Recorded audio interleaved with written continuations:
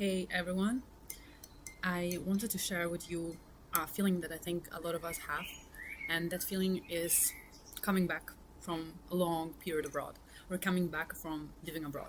And I think it's something that many of us, or at least some of us, can experience at least once in a lifetime. And it is a particular feeling because, I mean, it's not always, you know, beautiful. It's not always positive as a feeling.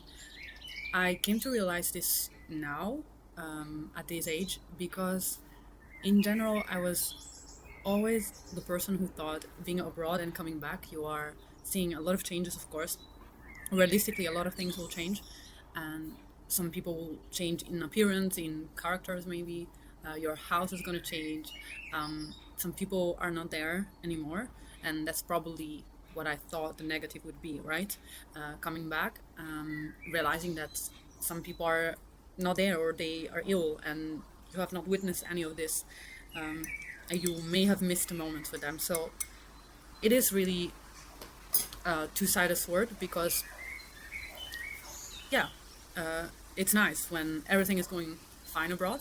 You come back and you see people that are living their life as before, and you kind of leveled up or you kind of improved, you kind of upgraded your lifestyle. I don't know. All of these can be concurrent or just one of these, right? For example, for me, it was going away. I moved to Belgium for love, and uh, by the time I absorbed entirely the Belgian culture and the lifestyle over there, I became really close with people there. I had I was starting to build up a lot of memories, a lot of nice evenings out, or a lot of nice meetups with like-minded individuals. That's pretty much the reason I have this channel now. It's not something that you find every day, right? So I had this experience and it was amazing for the first 3 years, I would say. And after that, things started to gradually shift. I was no longer in a relationship and I didn't have the same friends as before because they moved out of Belgium. That's what happens, right? When you're in a country that is very international. But on top of that, I would add that coming back felt different because I was also not in that, romantic, happy mindset of being abroad and everything is new, everything is cool, everything even looks easy sometimes. It just can look easier compared to your own country. And I will say matcha is not matching today. No, but I would say that's where I thought the negative can come from. But ultimately, it was when I left that country and I moved to another country to work. And, normally it's exciting to find work, but it did not turn out to be exciting. No reason at all. Like, worse things happened. Uh, I got a job and it was extremely harder than what I thought initially, even though it was a junior position.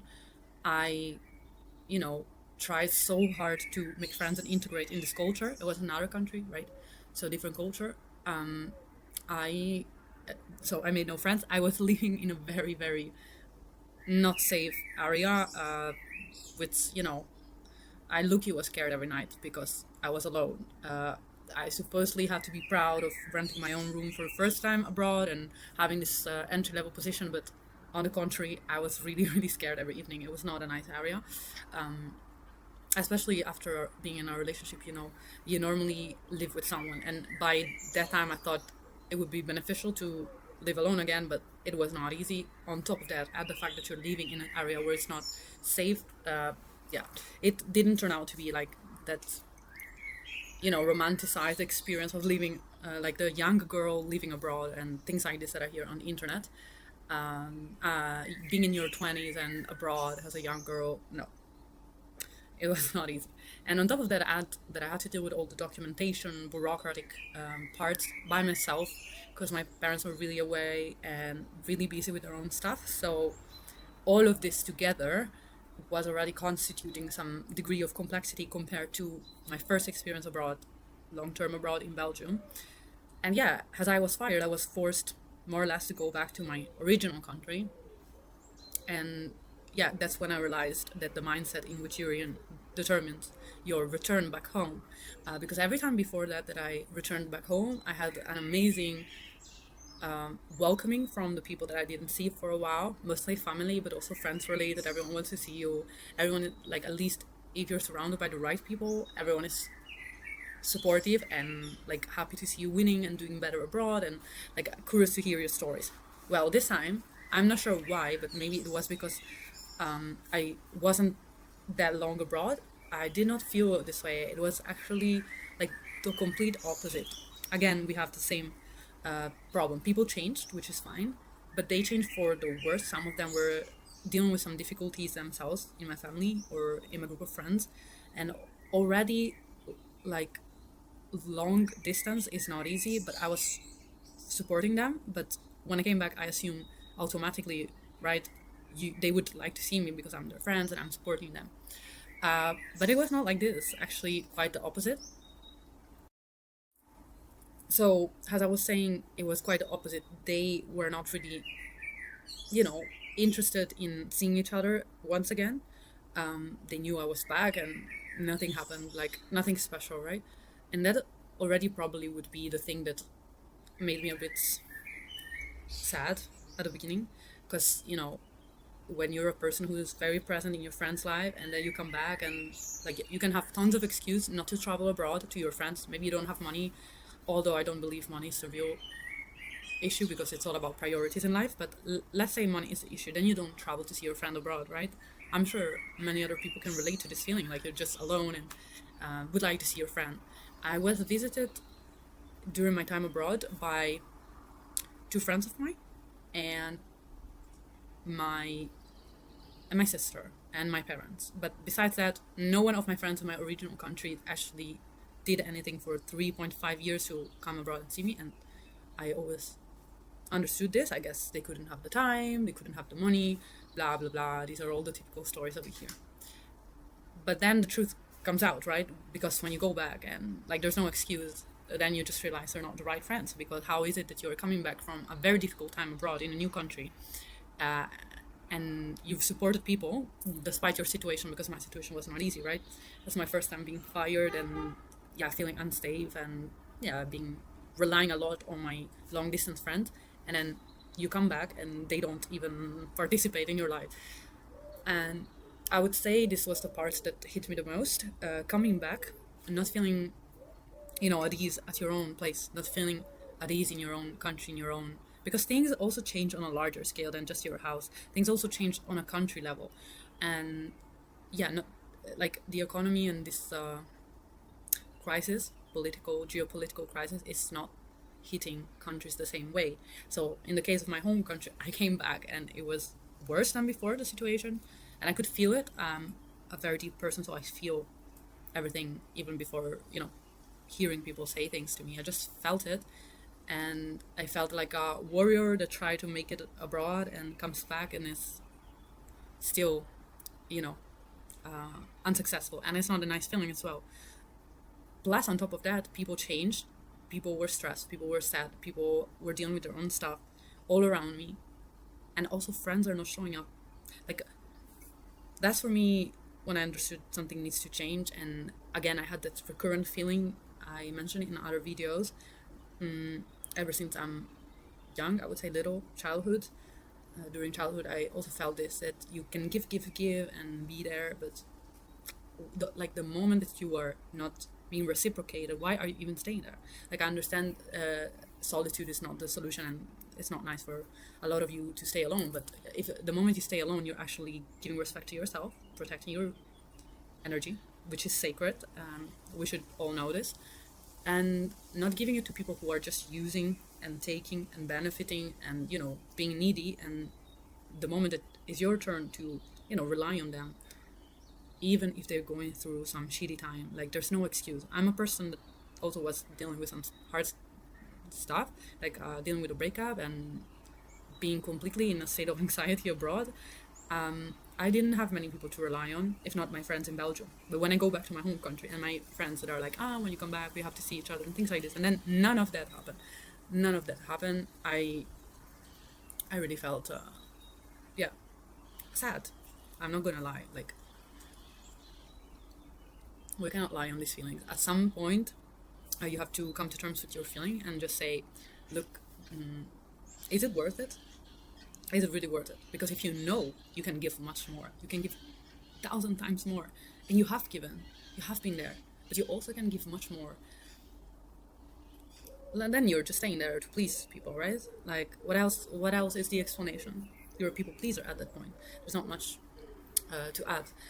And yeah, so this is my experience. I remember coming back home and feeling, on one side, the friends missing and not being present. On the other side, maybe some family members changing or dealing with their own stuff, right? Part of life. And then the country also, like the general mood was the mood that you see in a lot of places today, right? With all these tensions internationally. Like, I felt really bad because I'm like, God, but do I have to now go back to this and just, you know, be in the place where I exited from to improve? And I feel no support and just back to zero, basically.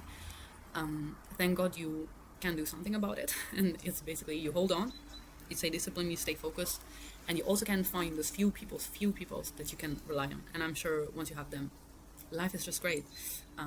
Because then the circle is small, as I always said, better to have a very small circle.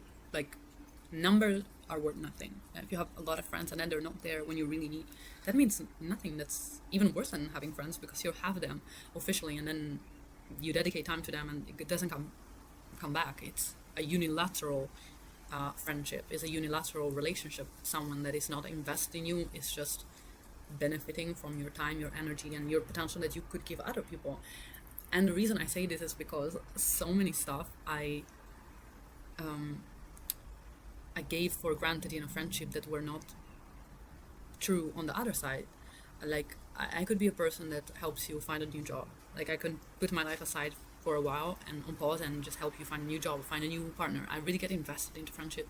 And if you're not crazy like me, at least you're someone who listens to your friend, who calls, who checks on them.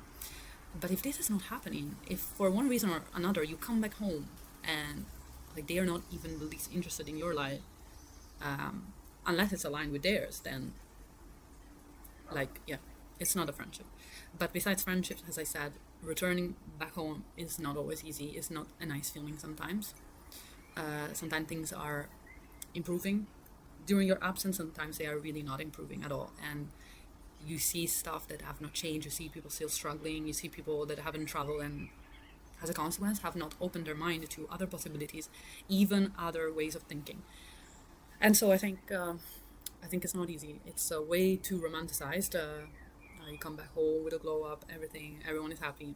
Sometimes it's not like that. Sometimes it's just how life is meant to be hard, and you adapt. And hopefully you can, change the history of your place by doing new, better things than before, because also that is important. Returning from where? From a certain place. In my case, it was Belgium, but I can now go to some other place. And sometimes it's not even about the location, right? It's a matter of where you are, which place you are, mentally and internally, at which stage of your life you are. It's not a competition like about location or a competition about career steps, right? It's more about what can you bring back to the loved ones, to your place. Maybe some finances sometimes, or in some other cases, some expertise, some love, beauty of life, positivity. I think it's really something needed nowadays. And so I decided with this return back temporarily to direct that affection, positivity, and love towards who really matters for me in my life. Because I won't accept anymore something that is unilateral, especially when you have been there for years and nothing has been reciprocated for those years.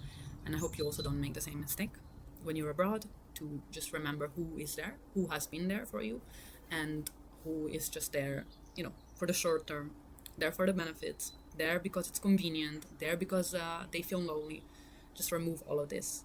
You'll be much, much better off by focusing on yourself, returning back home, dealing with what needs to be done, and just simply maybe meeting something or someone new when you go back home, because you also shifted your perspective. And I noticed that with myself. I'm much more calmer in a place that used to, compress me and mold me. Now I feel just I'm gonna be myself, and it's not always going to be aligned with where I am or with the people around me, because I don't feel I belong to this same place. But being abroad can be some richness in being or in thinking that you can bring to your people. And most of all, I would say authenticity, which is amazing nowadays.